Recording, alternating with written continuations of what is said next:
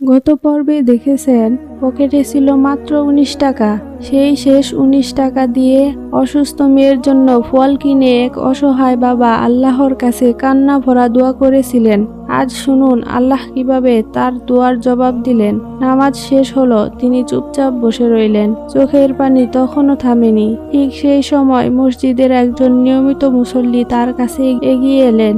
হাতে ছিল একটি বড় ঝুড়ি ভর্তি তাজা ফল।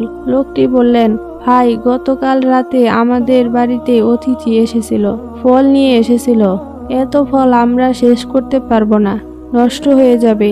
তাই আপনার কথাই মনে হলো এটা আপনার জন্য নিয়ে এসেছি, দয়া করে ফিরিয়ে দেবেন না। কথাগুলো শুনে মুয়াজ্জিন কিছুই বলতে পারলেন না। ফলের ঝুড়িটা হাতে নিয়ে তার চোখ ভিজে গেল। তিনি মনে মনে বললেন, হে আল্লাহ, আমি তো শুধু আমার মেয়ের জন্য কয়েক টুকরো ফল চেয়েছিলাম, আর তুমি আমার ধারণার চেয়ে অনেক বেশি দান করলে। সেদিন তিনি নতুন করে বুঝলেন, যখন মানুষ সব দরজা বন্ধ দেখে তখন আল্লাহর রহমতের দরজা খোলা থাকে। আল্লাহ তাআলা বলেন, যদি তোমরা কৃতজ্ঞতা আদায় করো তবে আমি অবশ্যই তোমাদের আরও বাড়িয়ে দিব। প্রিয় শ্রোতা, আমরা অনেক সময় ভাবি আমাদের দোয়া বুঝি কবুল হচ্ছে না, কিন্তু আল্লাহ ঠিক সেই সময়ই ব্যবস্থা করেন যেটা আমাদের জন্য সবচেয়ে উত্তম। তাই কখনো হতাশ হবেন না, আল্লাহর উপর ভরসা রাখুন, তার কাছে দোয়া করতে থাকুন, কারণ আল্লাহ কখনো তার বান্দাকে নিরাশ করেন না।